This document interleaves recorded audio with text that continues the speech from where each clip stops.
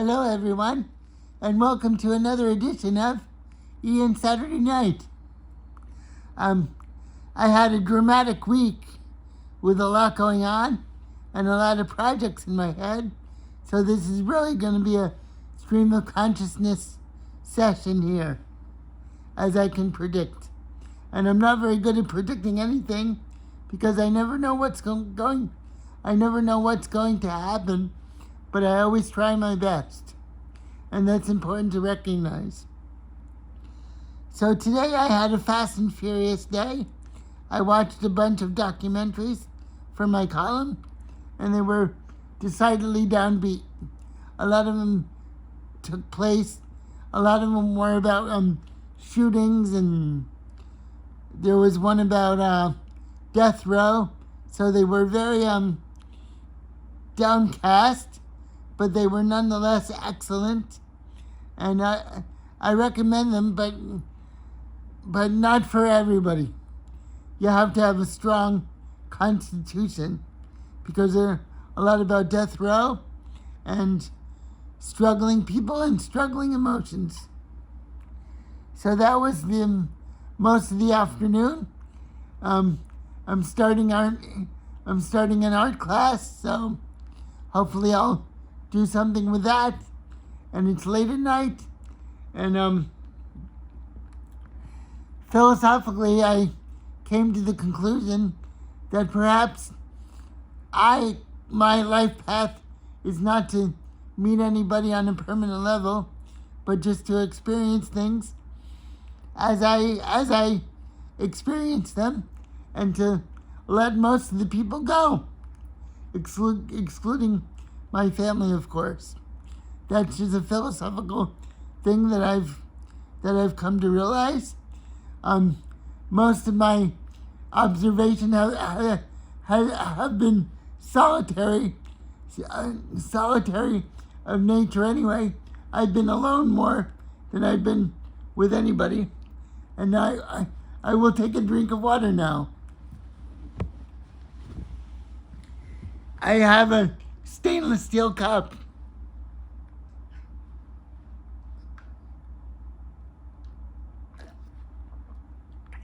This cup reminds me of a cup that I had when my dad was alive.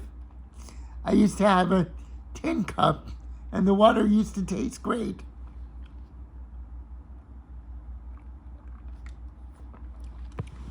The water tastes great from this cup. And I wonder where the tin cup is. It was supposed to be from New Jersey. And the water was especially good from that tin cup. I don't mind telling you guys that every once in a while I have allergies, post-nasal drip. That's not sexy to admit, but I like to give you guys the unvarnished truth of myself, so there you have it. I have post-nasal drip at times, and it's hard for me to enunciate my fine language.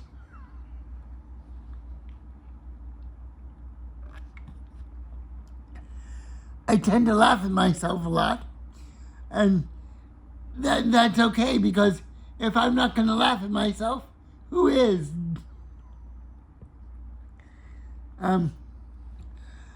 I always thought a bad comedian is a comedian that laughs at his or her own jokes, but now I begin to understand laughing at your own jokes, because if you can't laugh at yourself, what else can you do?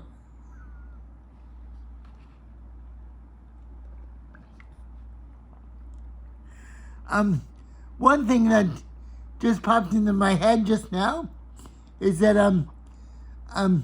somebody on the internet, not connected to anything recently, but when the internet first started, somebody called me Ron Perlman, which I find very bizarre because I look nothing like Ron Perlman. Ron Perlman doesn't have blonde hair and he has blue eyes, but the physiology of our face is totally different. And so this puzzled me. I don't have vanity, so that's not an issue, but I just feel like I look nothing like the person from Hellboy. And this person, I don't know who this person was. I don't know what she looked like, but it was on a personal site many years ago, and she said, "You look like Ron Perlman." So I find this a little strange, but I don't mind looking like Ron Perlman, and I don't mind looking like a hobbit from J.R. Tolkien. You can say I look like anybody, and it would probably unfaze me. When I go down Duval Street, people say, they shout at me different things. They call me Timmy. They call me Stephen Hawking. This used to bother me, but I take it with a grain of salt and just go on my way. Because people are going to say that I look like everybody, but it doesn't really mean anything unless it means something to me.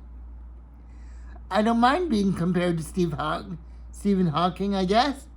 He's a very sophisticated individual, but we look nothing like each other aside from our wheelchair and our tight body, but really we look nothing like each other. This used to bother me because they think everybody in wheelchairs look alike. Nothing can be farther from the truth. I do share a gestural vocabulary with Christy Brown, I suppose. We also look nothing like each other, but Christy Brown had cerebral palsy, and he moved his head around a lot, like I do, sometimes, especially when you're nervous.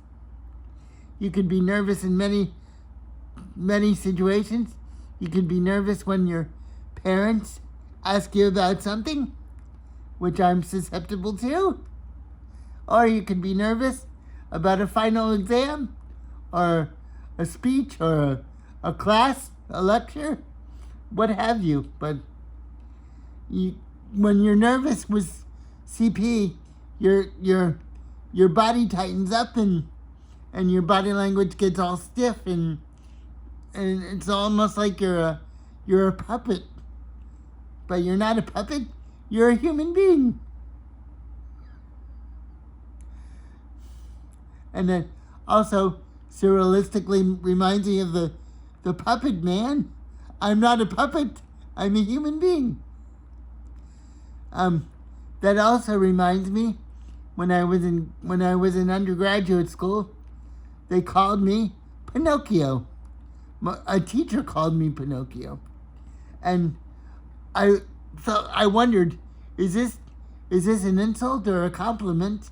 Actually, I think it's a compliment, because Pinocchio was very good-natured, but he was gullible and very naive. And I've also been called naive, so I notice a pattern in my life.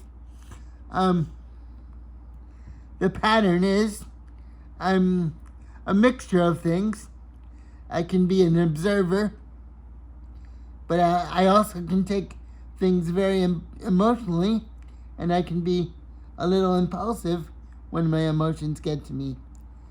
But I tend to take everything in, and then if it gets too much or too powerful, I have to let it out. And this presents a challenge, because in my confined environment, it's hard for me to use locomotion to get rid of emotion. So I'm basically left with stewing about it a little bit, and thinking about it in an enclosed space. And this presents a challenge for me. But it also is a trigger for my creativity. So I guess it works out. And I don't know what I'm saying or if this makes any sense. I told you this was going to be a stream of consciousness of sorts. And like every episode so far, it has been. You could call this show a kaleidoscope of memories and emotions, which is what it was when I started it in 1977. When I was little, when I was very young, I wasn't literary at all. I had a gift for words, but I wasn't literary at all.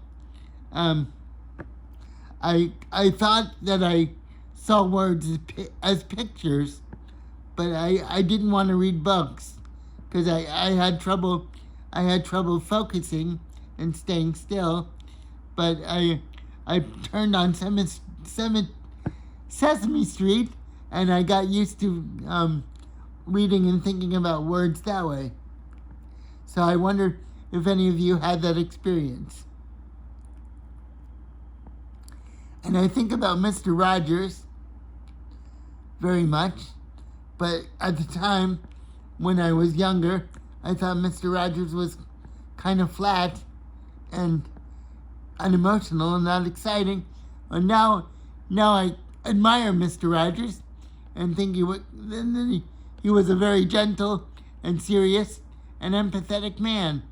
And empathy is what we need in this world right now. People seem to be getting at each other's throats around my periphery. I had two friends that decided not to be my friend. I won't mention them, but one starts with G, and the other starts with L. So, the initial G, the lady in question, is a very kind and sweet lady, but she took offense to my text. I accidentally sent a text. I actually sent a text to one person, and it got to her, and somehow she took offense at the text message because it was about going to church and whether I was excited about it. So she got the text, and it wasn't meant for her, and it started a big soap opera, and now she doesn't want to speak to me, apparently. And the other person in question, with the initial of L, was a friend in Savannah from a long time ago, an ex-girlfriend, and we had been talking here and there, not really seriously, but I'd say hello to her, and off and on, and things were going well. And then she called me out of the blue and said she didn't want to speak to me again. And I apologized if my emails were getting verbose or overly dramatic. But whatever the case, she said she couldn't be my friend.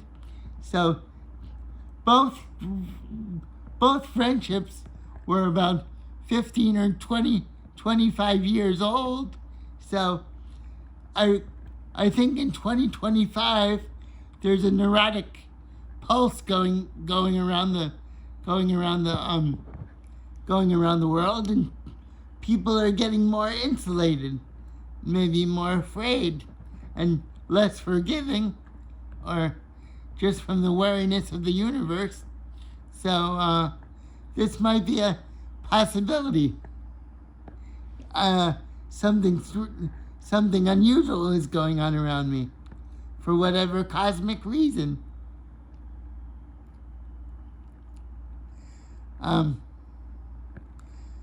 I covered a lot today.